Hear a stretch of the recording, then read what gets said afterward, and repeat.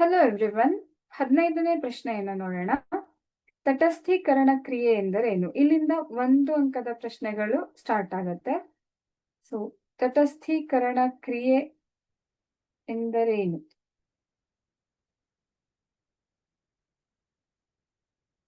ರಾಸಾಯನಿಕ ಕ್ರಿಯೆಯಲ್ಲಿ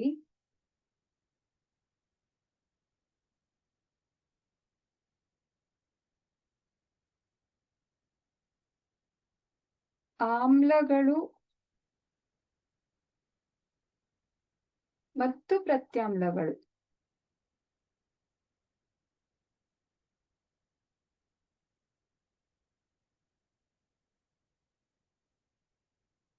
ಪರಸ್ಪರ ವರ್ತಿಸಿ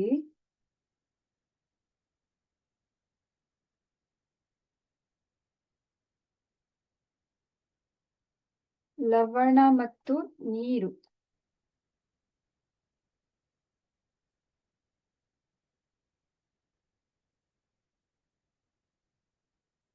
ಉಂಟಾಗುವ ಕ್ರಿಯೆಯನ್ನ ನಾವು ತಟಸ್ಥೀಕರಣ ಕ್ರಿಯೆ ಅಂತ ಕರಿತೀವಿ.